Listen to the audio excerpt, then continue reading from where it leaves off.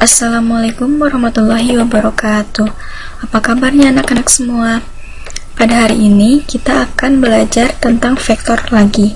Nah, sebelum pembelajaran dimulai, alangkah baiknya kita berdoa terlebih dahulu. Untuk itu, berdoa menurut keyakinan masing-masing. Mulai. Nah, baik, sebelum ke pembelajarannya intinya, kita lakukan absensi terlebih dahulu ya. Untuk mengetahui barangkali ada teman kalian yang tidak hadir pada hari ini, baik itu sakit ataupun yang lainnya. Baik, Ibu mulai ya absensinya. Nah, alhamdulillah ternyata semuanya hadir ya pada hari ini. Nah, tujuan pembelajaran kita pada hari ini adalah peserta didik mampu menghitung operasi matematika pada vektor dengan menggunakan metode uraian dan analitis. Dan peserta didik mampu menghitung perkalian vektor. Nah, baik, sebelum itu Ibu akan membagikan dulu LKS. Nah, setelah itu kalian bisa mengisinya ya dengan prediksi jawabannya menurut kalian masing-masing. Nah, setelah itu kalian silakan identifikasi dari materi yang akan kita pelajari hari ini. Nah, setelah kalian mengidentifikasi, kalian bisa mencari informasi terkait materi yang akan kita bahas pada pertemuan kali ini, baik itu dari buku ataupun dari internet ya. Nah, sembari kita mengingat-ingat kembali tentang apa itu vektor, mari kita lihat video yang satu ini. Nah, di sini ada sebuah meja.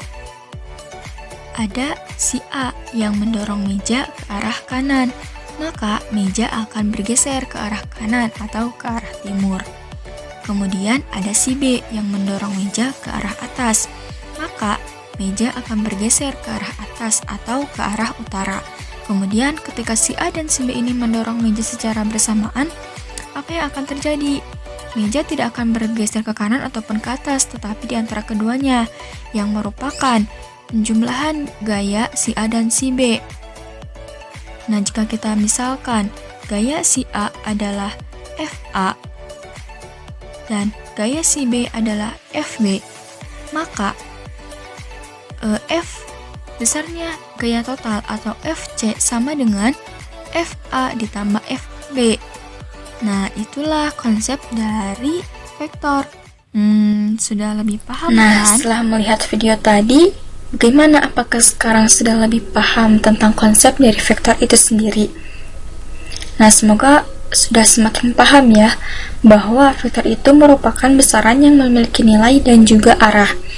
Nah, yang selanjutnya kita akan membahas tentang penguraian vektor. Vektor diuraikan atas komponen-komponennya, yaitu sumbu X dan sumbu Y.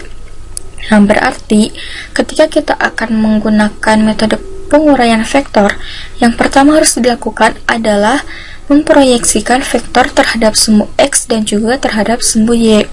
Nah, misal di sini ada dua buah vektor A dan vektor B. Nah, berarti kita proyeksikan dulu vektor A dan B terhadap sumbu X dan juga sumbu Y. Nah, di sini vektor A kita proyeksikan terhadap sumbu X menjadi AX, dan kita proyeksikan terhadap sumbu Y menjadi AY. Dan yang B kita proyeksikan terhadap sumbu X menjadi BX, kemudian diproyeksikan terhadap sumbu Y menjadi BY. Nah, dari situ kita tahu besarnya A adalah AX dengan vektor satuannya I ditambah AY dengan vektor satuannya J. Dan B pun sama, yaitu BX dengan vektor satuannya I ditambah BY dengan vektor satuannya J. Nah, besarnya AX ini adalah A cos theta. Nah, di mana kita bisa mengetahui bahwa besarnya AX ini A cos theta? Kita bisa lihat di sini, ketika kita memproyeksikan vektor A terhadap sumbu X, ini membentuk sebuah apa? Iya, segitiga siku-siku. Nah, kita bisa menggunakan rumus trigonometri, yaitu di mana cos theta itu sama dengan apa? Ayo. Ya, samping per miring.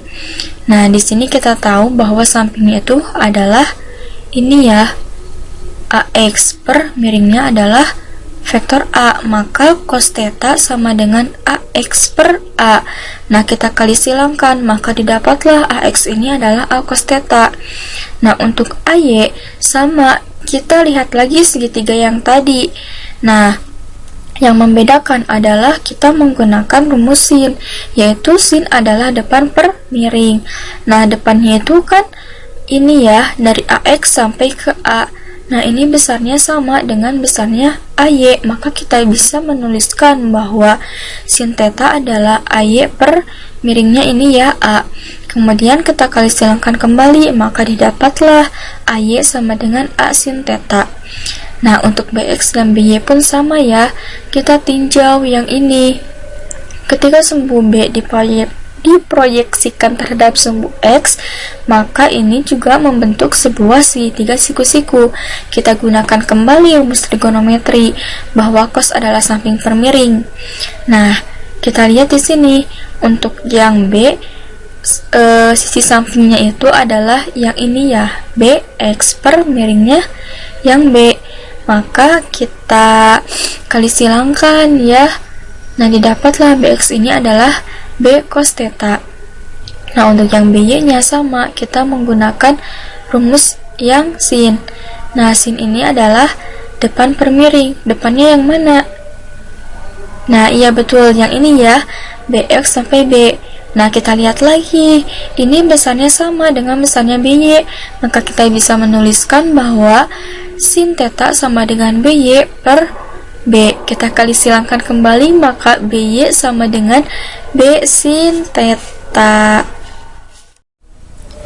Kemudian ketika kita sudah mengetahui komponen-komponen dari sumbu X dan juga sumbu Y, kita pisahkan komponen X dengan komponen X lagi, dan komponen Y dengan komponen Y, sehingga nantinya Rx adalah Ax ditambah Bx, dan Ry adalah Ay ditambah By.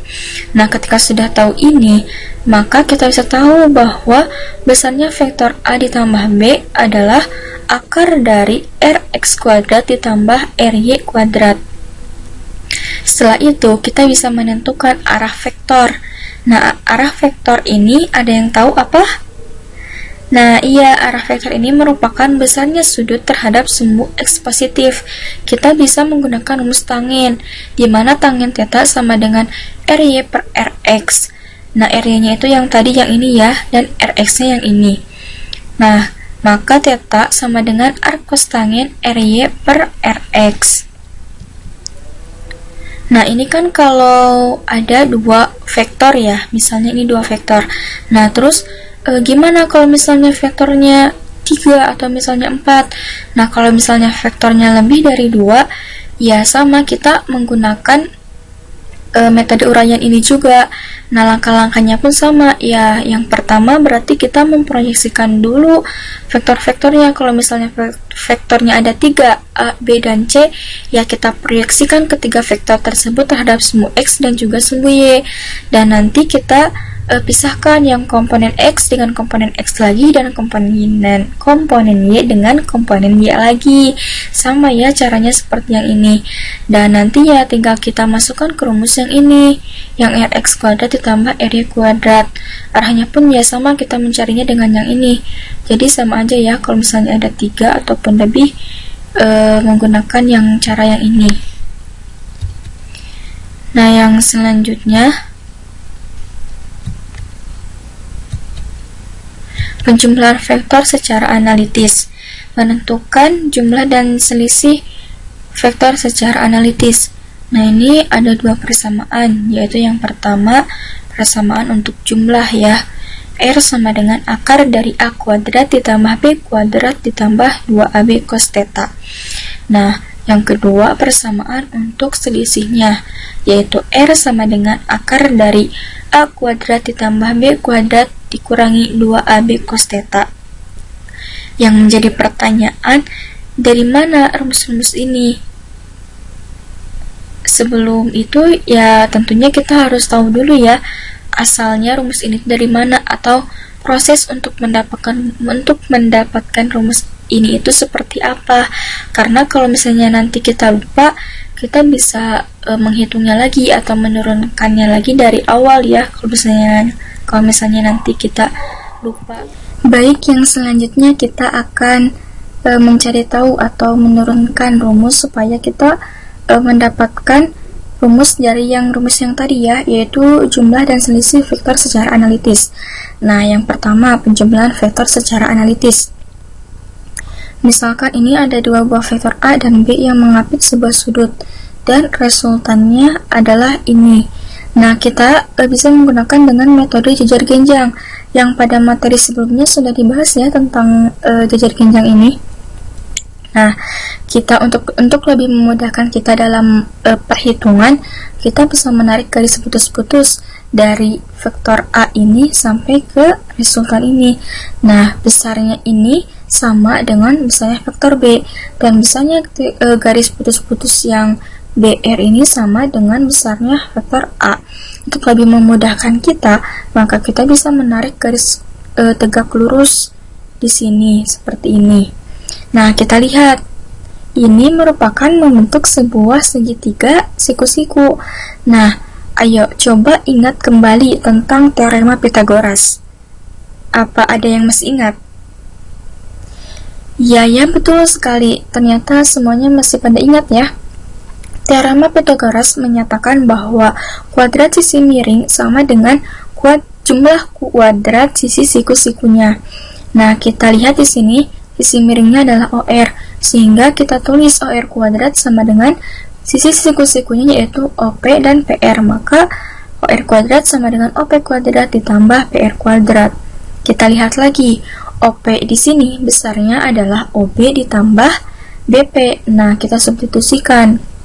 Setelah itu, kita lihat kembali, OB ini merupakan vektor B, sehingga kita bisa langsung menuliskan OB ini adalah B ditambah BP. Nah, kita lihat, kita tinjau. Ini merupakan sebuah segitiga siku-siku lagi kan? Nah, kita bisa menggunakan rumus trigonometri, di mana cos theta sama dengan samping per miring. Kita lihat sampingnya adalah BP ya, per miringnya adalah BR. Nah, tadi kan sudah tahu BR ini misalnya sama dengan A, sehingga kita bisa menggantinya. Maka cos theta sama dengan BP per A. Tinggal kita kali silangkan, maka didapat bahwa BP adalah A cos theta. Nah, nanti ini tinggal dikuadratkan. Nah, untuk PR, kita lihat lagi segitiga yang tadi dengan menggunakan rumus sin. Sin adalah depan per miring, sehingga sin theta sama dengan depannya PR per miringnya adalah A. Maka tinggal kali silangkan, sehingga didapatlah PR itu sama dengan A sin theta. Ini nanti dikuadratkan. Setelah tahu ini, maka kita tinggal mengoperasikannya. Setelah dioperasikan, kita akan mendapatkan persamaannya, yaitu HR kuadrat sama dengan B kuadrat ditambah 2AB cos theta ditambah A kuadrat cos kuadrat theta ditambah A kuadrat sin kuadrat theta. Kita lihat ini ada yang sama, yaitu A kuadrat. Kita bisa mengeluarkan A kuadrat, sehingga ketika A kuadrat dikeluarkan, persamaannya menjadi B kuadrat ditambah 2AB cos theta ditambah A kuadrat cos kuadrat theta ditambah sin kuadrat theta. Nah, ayo ingat-ingat kembali, cos kuadrat theta ditambah sin kuadrat theta ini merupakan apa? Ada yang masih ingat? Ya, ini merupakan identitas trigonometri, di mana besarnya cos kuadrat theta ditambah sin kuadrat theta itu sama dengan 1, sehingga kita tinggal mengganti dengan 1. Sehingga kita dapatkan persamaan akhirnya, yaitu OR kuadrat sama dengan A kuadrat ditambah B kuadrat ditambah 2AB cos theta. Sehingga kita tahu besarnya resultan jumlah vektor secara analitis adalah akar dari A kuadrat ditambah B kuadrat ditambah 2AB cos theta. Sekarang untuk yang selisih, bagaimana caranya? Untuk yang selisih, ya sama caranya dengan yang tadi.